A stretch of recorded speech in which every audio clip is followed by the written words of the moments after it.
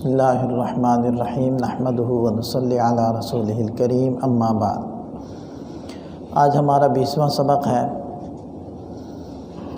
8 ہجری میں کچھ اہم واقعات وقوع پذیر ہوئے، ان کا ہم تذکرہ کرتے ہیں۔ پہلا واقعہ تو جنگ موتا سے متعلق ہے۔ چونکہ نبی پاک صلی اللہ علیہ وسلم نے بادشاہان کے پاس مختلف ممالک میں دعوتی خطوط ارسال فرمانے شروع کر دیے تھے، تو شام کے علاقے میں ایک مقام کا نام ہے موتا، تو وہاں کا بادشاہ تھا شرحبیل بن عمرو غسانی۔ اس کی طرف نبی پاک صلی اللہ علیہ وسلم نے دعوتی خط حضرت حارث بن عمیر رضی اللہ عنہ کے ذریعے سے ارسال فرمایا۔ اس بادشاہ نے حضرت حارث رضی اللہ عنہ کو شہید کر دیا۔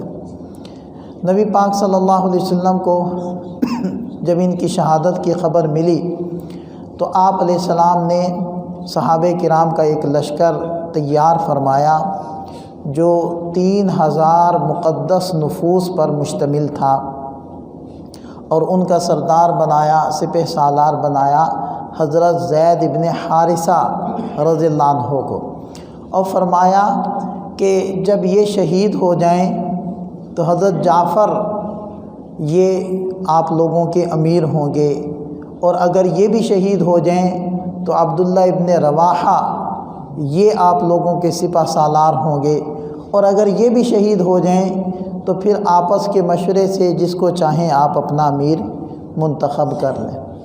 تو صحابہ نے سوچا کہ ان 3 کی شہادت تو یقینی ہے، کیونکہ نبی پاک صلی اللہ علیہ وسلم نے فرما دیا اگر یہ شہید ہو جائیں تو یہ، اس کا مطلب یہ تو شہید ہوں گے۔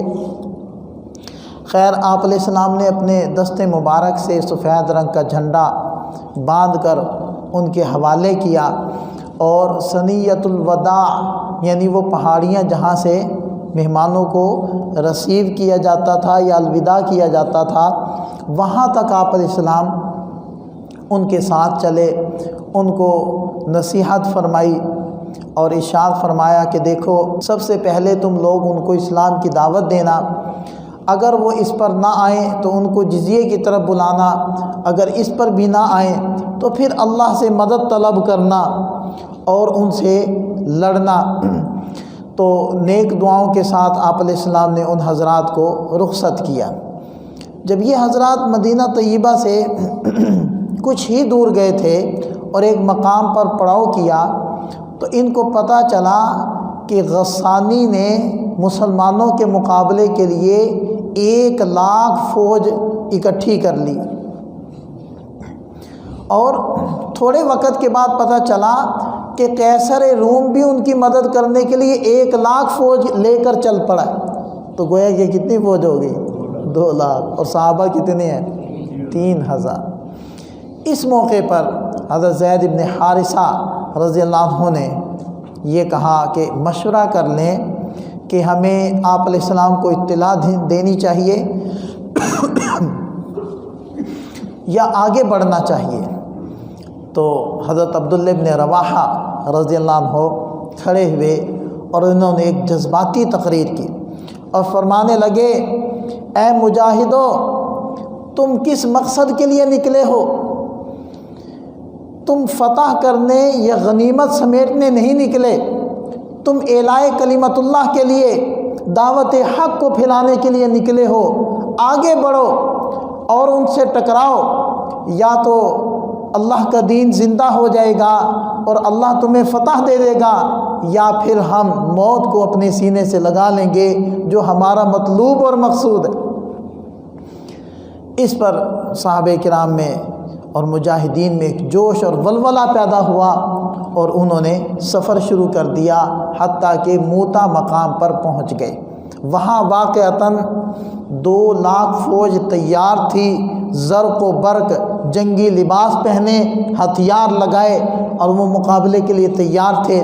تو صحابہ کرام نے بھی اپنے 3,000 کے لشکر کو ترتیب دیا پہلے دن جنگ ہوئی، حضرت زید ابن حارثہ رضی اللہ عنہ یہ آگے بڑھے اور لڑتے لڑتے شہید ہو گئے۔ جھنڈا فوراً حضرت جعفر طیار رضی اللہ عنہ کے ہاتھ میں آیا اور وہ آگے بڑھے اور جوش دلانے کے لیے اپنے کو اور دوسروں کو اشعار پڑھ رہے تھے اور آگے بڑھ رہے تھے، اور وہ بھی ان کا ایک بازو کٹا، پھر دوسرا بازو کٹا، حتیٰ کہ وہ بھی شہید ہو گئے۔ اور ان کی شہادت کے بعد حضرت عبداللہ ابن رواحہ رضی اللہ عنہ انہوں نے جھنڈا سنبھالا اور اپنے آپ کو کہنے لگے، اقسمت یا قلبی لتنزلن، اے میرے دل تجھے آج اترنا ہوگا، تجھے آج اللہ کے حکم کے مطابق آگے بڑھنا ہوگا اور حملہ کرنا ہوگا۔ اور لڑتے لڑتے لڑتے یہ بھی شہید ہو گئے۔ ان کی شہادت کے بعد حضرت خالد ابن ولید رضی اللہ عنہ کو امیر فوری طور پر مقرر کر لیا گیا اور جھنڈا ان کے حوالے کر دیا گیا۔ ادھر یہ سارا معاملہ ہو رہا تھا، ادھر نبی پاک صلی اللہ علیہ وسلم پریشان تھے اور آپ علیہ السلام مدینہ طیبہ میں منبر پر بیٹھے تھے، صحابہ آپ علیہ السلام کے سامنے تھے۔ اللہ نے فاصلے سمیٹے اور اپنے نبی کی آنکھوں کے سامنے سے پردے ہٹائے اور آپ علیہ السلام مدینہ طیبہ میں مسجد نبوی میں بیٹھ کر جنگ موتا کا سارا سلسلہ اپنی آنکھوں سے دیکھ رہے ہیں۔ اور آپ علیہ السلام نے فرمایا زید ابن حارثہ آگے بڑھے اور شہید ہو گئے اور وہ گئے جنت میں، اور جعفر آگے بڑھے، ان کا دایاں بازو کٹا، پھر بایاں کٹا، شہید ہو گئے اور یہ گئے جنت میں۔ اللہ نے ان کو 2 بازوؤں کے بدلے میں 2 پر عطا کر دیے، فرشتوں کے ساتھ اڑتے پھر رہے ہیں۔ اور پھر فرمایا کہ اب حضرت عبداللہ ابن رواحہ آگے آئے اور وہ آگے بڑھے، وہ بھی شہید ہو گئے، وہ بھی جنت میں گئے۔ اس کے بعد آپ علیہ السلام نے فرمایا اب اللہ کی تلواروں میں سے ایک تلوار نکل آئی، حضرت خالد ابن ولید رضی اللہ عنہ وہ سپہ سالار بنے۔ اور حضرت خالد فرماتے ہیں اس دن میں میرے ہاتھ سے 9 تلواریں ٹوٹی ہیں، 9 تلواریں۔ اور حضرت یہ پہلے دن شہادتیں ہوئی۔ دوسرے دن حضرت خالد ابن ولید رضی اللہ عنہ نے پورے لشکر کی ترتیب کو بدل دیا، میمنہ کو میسرہ کر دیا، میسرہ کو میمنہ کر دیا، یعنی جو دائیں طرف کا لشکر ہوتا تھا میمنہ، بائیں جانے والا میسرہ، وہ ان کی ترتیب چینج کر دی۔ اور جو آگے تھے مقدمہ تھے ان کو مؤخرہ میں لے آئے اور کچھ لوگوں کو قلب کے اندر لے آئے، ساری ترتیب چینج کر دی۔ جب اگلے دن میدان سجا تو کافروں نے اپنے سامنے نئے چہرے دیکھے، دائیں والوں نے بائیں والوں کو دیکھا، بائیں والوں نے دائیں والوں کو دیکھا، تو نئے چہرے ان کو نظر آئے تو انہیں یوں محسوس ہوا شاید مسلمانوں کی نئی مدد آ پہنچی ہے، اور ان کے اوپر رعب پڑ گیا۔ اور پھر صحابہ فرماتے ہیں پھر اللہ نے ایسا رعب ڈالا کہ ہم جس کو چاہتے قتل کرتے، اور اللہ نے ان 3000 کو 2 لاکھ پر غلبہ دیا اور وہ بدحواس ہو کر بھاگے اور بے تحاشا قتل ہوئے، اور 12 صحابہ اس غزوے کے اندر شہید ہوئے۔ نبی پاک صلی اللہ علیہ وسلم کو حضرت جعفر رضی اللہ عنہ کی جب احوال تو اپنی آنکھوں سے دیکھ لیے تھے تو ان کے گھر تشریف لے گئے۔ حضرت اسماء ابن امیس جو ان کی اہلیہ ہے وہ کہتی ہیں کہ میں گھر کو صاف کر کے بچوں کو نہلا دہلا چکی تھی اور ان کے کھانے کے لیے کچھ تیار کر لی تھی کہ نبی پاک صلی اللہ علیہ وسلم تشریف لائے، اور آپ علیہ السلام نے فرمایا بچوں کو لاؤ۔ تو جب بچوں کو لایا گیا تو آپ علیہ السلام ان کو سینے سے لگا کر رونے لگے اور بے تحاشا آنکھوں سے آنسو جاری۔ حضرت اسماء کہتی ہیں کہ میں نے کہا اللہ کے رسول خیریت ہے، کوئی خبر آئی ہے جنگ کی؟ تو آپ علیہ السلام نے فرمایا اسماء صبر کرو، جعفر شہید ہو۔ تو وہ کہتی ہیں کہ میں نے ایک چیخ ماری اور محلے کی عورتیں میرے گھر جمع ہو گئیں۔ نبی پاک صلی اللہ علیہ وسلم نے اپنی ازواج سے فرمایا کہ آل جعفر کے لیے کھانا بناؤ، اس لیے کہ ان کے اوپر ایک مصیبت آن پڑی ہے اور غم نے ان کو کھانے سے بے پرواہ کر دیا ہے۔ تو عورتیں فرماتی ہیں ہمارے گھر اکٹھی ہو گئیں، تو ایسے قربانیاں دی ہیں ان حضرات نے، تب دین ہم تک پہنچا ہے۔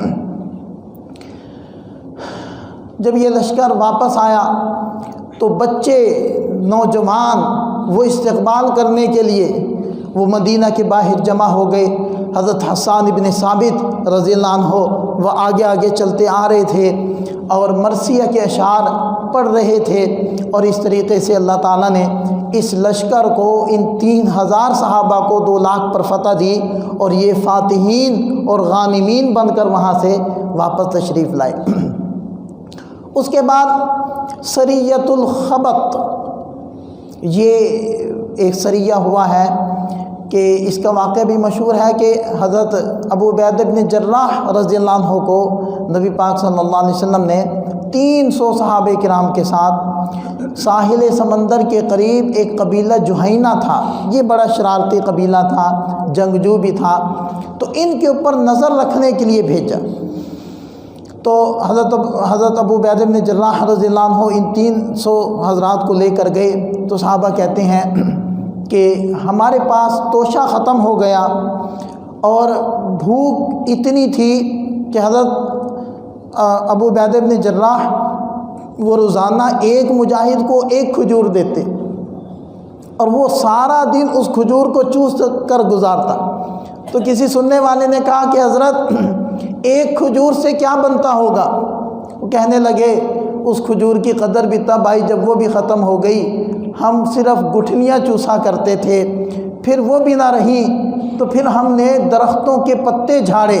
خبط کہتے ہیں ان پتوں کو جن کو ڈنڈے وغیرہ کے ذریعے سے درختوں سے جھاڑ کر جمع کیا جائے، تو اسی مناسبت سے اس غزوے کا نام سریۃ الخبط ہے۔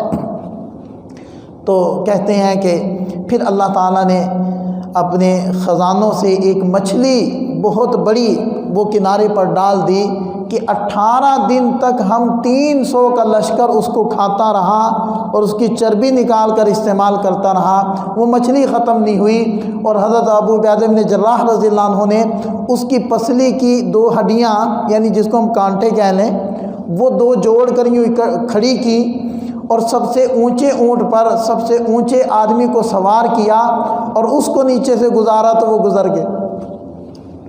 اور کہتے ہیں کہ اس کے کچھ ٹکڑے ہم نے سفر کے لیے رکھ لیے۔ جب مدینہ طیبہ پہنچے، آپ علیہ السلام کو یہ حال سنایا، آپ علیہ السلام نے ارشاد فرمایا یہ اللہ کی طرف سے رزق تھا جو اللہ نے تمہیں عطا فرمایا ہے، مجھے بھی دو۔ تو ہم نے آپ علیہ السلام کو بھی دیا، تو آپ علیہ السلام نے بھی اس کو نوش فرمایا۔ اس کے بعد کا جو بڑا واقعہ ہے وہ فتح مکہ کا واقعہ ہے، 8 ہجری کا واقعہ۔ اس مکہ سے جس سے بے سر و سامانی کے عالم میں آپ علیہ السلام اپنے ایک دوست، اپنے صدیق یار غار کے ساتھ نکلے، اور اس حالت میں نکلے کہ بیت اللہ کو دیکھ کر آپ علیہ السلام فرما رہے تھے اے اللہ کے گھر، تیری محبت میرے دل میں سب سے زیادہ ہے، ساری دنیا کے شہروں سے زیادہ ہے، میرا دل تو نہیں چاہتا تجھے میں چھوڑوں، لیکن تیرے رہنے والے مجھے یہاں رہنے نہیں دیتے۔ تو آپ علیہ السلام فرط محبت اور جذبات کے عالم میں اس مکہ شہر کو اور بیت اللہ کو چھوڑ کر ہجرت کر گئے تھے۔ آج وہ موقع آن پہنچا تھا کہ آپ علیہ السلام دوبارہ اس شہر میں جائیں اور فاتحانہ انداز کے اندر جائیں۔ اب یہاں ایک سوال آپ حضرات کے ذہن میں پیدا ہوگا کہ 2 سال پہلے تو حدیبیہ ہوئی، اس میں صلح ہو گئی تھی کہ 10 سال تک جنگ نہیں کریں گے، تو ابھی 2 سال ہی گزرے تھے تو آپ علیہ السلام نے جنگ کی تیاریاں شروع کر دی۔ اس کی وجہ کیا تھی؟ اس کی وجہ یہ تھی کہ قریش نے صلح حدیبیہ کا معاہدہ توڑ دیا۔ وہ کیسے توڑا؟ صلح حدیبیہ کی شرائط آپ حضرات کو یاد ہوگی، ان میں سے ایک شرط یہ بھی تھی کہ جو عرب کے قبائل ہیں ان کو اجازت ہے کہ جو قبیلہ چاہے وہ قریش مکہ کے ساتھ مل جائے، اور جو قبیلہ چاہے وہ اہل مدینہ کے ساتھ شامل ہو جائے، ان کا حلیف بن جائے۔ تو عرب مکہ مکرمہ کے قریب دو قبائل تھے، ایک کا نام تھا بنو بکر، دوسرے کا نام تھا بنو خزاعہ، اور ان دونوں قبیلوں کی بڑے عرصے سے باہم عداوت اور جنگ و جدل چلتا چلا آ رہا تھا۔ صلح حدیبیہ کے بعد بنو بکر وہ مل گیا قریش کے ساتھ، اور بنو خزاعہ یہ مل گیا اہل مدینہ کے ساتھ، یعنی ان کا حلیف اور سیاسی دوست بن گئے۔ اب جب کوئی کسی کا سیاسی دوست بن جاتا ہے تو اس قبیلے پر حملہ گویا کہ جن کے ساتھ ان کا معاہدہ ہے ان کے اوپر حملہ ہے۔ تو ہوا یہ کہ جب ابھی تک تو سارے کفار مل کر لڑ رہے تھے مسلمانوں کے خلاف، مسلمانوں سے تو ہو گیا معاہدہ، اب ہو گیا امن، ہر طرف سے اب اطمینان حاصل ہو گیا، تو بنو بکر کے پاس اب یہ موقع تھا کہ وہ بنو خزاعہ سے بدلہ لیں۔ انہوں نے کیا کیا، قریش کو اپنے ساتھ ملا کر رات کے وقت میں بنو خزاعہ پر حملہ کر دیا۔ یہ حملہ اچانک تھا اور شدید حملہ تھا کہ وہ بری طرح بیچارے متاثر ہوئے، اور کچھ بھاگ کر بیت اللہ میں آگے حرم میں داخل ہو گئے، لیکن ان لوگوں نے وہاں بھی ان کو نہ بخشا اور حرم کے اندر بھی ان کو قتل کر دیا، جہاں کسی جانور کو قتل کرنا بھی جائز نہیں ہے، اور یہ زمانے جاہلیت میں بھی وہ حرم کا احترام کیا کرتے تھے، لیکن ان لوگوں نے اتنی بے دردی سے ان لوگوں کو شہید کیا کہ بیت اللہ کے اندر بھی ان لوگوں نے خون بہایا، وہاں بھی نہ چھوڑا۔ تو اس حادثے کے اندر 23 افراد قتل ہوئے۔ تو ان کا پورا وفد وہ مدینہ طیبہ گیا، 40 افراد پر مشتمل تھا کہ اللہ کے رسول ہمارے ساتھ یہ زیادتی ہوئی، اور حضرت میمونہ رضی اللہ عنہا کی روایت کے مطابق جب یہ حملہ ہو رہا تھا، نبی پاک صلی اللہ علیہ وسلم کو اسی وقت احوال کا اور اس حادثے کا علم وہ حضرت جبریل علیہ السلام نے دے دیا تھا۔ تو آپ علیہ السلام نے اپنا ایک سفیر بھیجا قریش مکہ کے پاس کہ دیکھو تم لوگوں نے بنو بکر کے ساتھ مل کر یہ گڑبڑ کی ہے، لہٰذا 3 باتوں میں سے ایک بات مان لو، یا تو بنو خزاعہ کے لوگوں کی دیت ادا کرو، یعنی ایک بندے کی دیت کتنی ہوتی ہے 100 اونٹ، تو 23 افراد تھے، کتنے اونٹ بن گئے؟ تو یہ اتنے اونٹ دو، یا پھر تم لوگ بنو بکر سے ایک طرف ہو جاؤ، مطلب ان سے جو تمہارا معاہدہ ہے وہ ختم کر دو، ہم جانے بنو بکر جانے۔ تیسرے نمبر پر پھر صلح حدیبیہ کا معاہدہ توڑ دو، پھر وہ ختم شمار کیا جائے گا۔ تو وہ جب سفیر گیا تو قریش نے مکہ نے کہا کہ نہ ہم پہلی بات مانتے ہیں، خون بہا دیتے ہیں، نہ ہم دوسری بات مانتے ہیں کہ بنو بکر کو چھوڑتے ہیں، ہاں تیسری بات تم سمجھ لو۔ سفیر واپس آ گیا، نبی پاک صلی اللہ علیہ وسلم نے فرمایا ٹھیک ہے۔ جب یہ معاملہ ہو گیا، اب قریش کو ہوش آیا اور وہ کہنے لگے کہ ہم نے تو معاہدہ توڑ دیا، اور نبی پاک صلی اللہ علیہ وسلم اپنے احباب کو لے کر ہم پر حملہ کر دیں گے۔ تو فوری طور پر یہ حضرت ابو سفیان کے پاس گئے کہ مہربانی کریں آپ تشریف لے جائیں اور کسی طریقے سے تجدید معاہدہ کر آئیں کہ جی معاہدے کا ہم دوبارہ معاہدہ کرتے ہیں۔ تو حضرت ابو سفیان وہ آئے، سب سے پہلے نبی پاک صلی اللہ علیہ وسلم سے ملے، تو آپ علیہ السلام خاموش رہے، کوئی بات نہیں کی۔ حضرت صدیق اکبر رضی اللہ عنہ کے پاس گئے، وہ بھی خاموش ہو گئے، کوئی بات نہیں کی۔ حضرت عمر رضی اللہ عنہ کے پاس گئے، انہوں نے کہا کہ میں اس معاملے میں کوئی بات نہیں کر سکتا۔ پھر حضرت علی رضی اللہ عنہ کے پاس گئے، ان سے سفارش کی درخواست کی، انہوں نے کہا کہ میں اس معاملے میں آپ کی کوئی مدد نہیں کر سکتا۔ اپنی بیٹی کے گھر گئے، حضرت ام حبیبہ جو آپ علیہ السلام کی زوجہ ہیں، تو انہوں نے بستر لپیٹ دیا، کہنے لگی کہ بیٹی کیا بات ہے، مجھے بستر کے قابل نہ سمجھا یا بستر میرے قابل نہ سمجھا؟ تو کہنے لگی کہ یہ نبوت والا بستر ہے، اس کے اوپر وحی آتی ہے اور تم ناپاک ہو، میں تمہیں اس بستر پہ کیسے بٹھا سکتی؟ وہاں سے بھی واپس آ۔ پھر حضرت فاطمہ رضی اللہ عنہ کے پاس گئے، کہنے لگے یہ حسن جو 5 سال کے تھے، یہ ایک مرتبہ ہمیں کہہ دے، امن دے دے کہ جی میں قریش کو امن دیتا ہوں یا میں معاہدے کی تجدید کرتا ہوں تو میں مطمئن ہو جاؤں گا۔ اب فاطمہ رضی اللہ عنہ فرمانے لگی یہ 5 سال کے بچے کو تم بیچ میں نہ ڈالو، اپنے معاملات کو حل کرو کہ 5 سال کے بچے کو کیوں ڈالو؟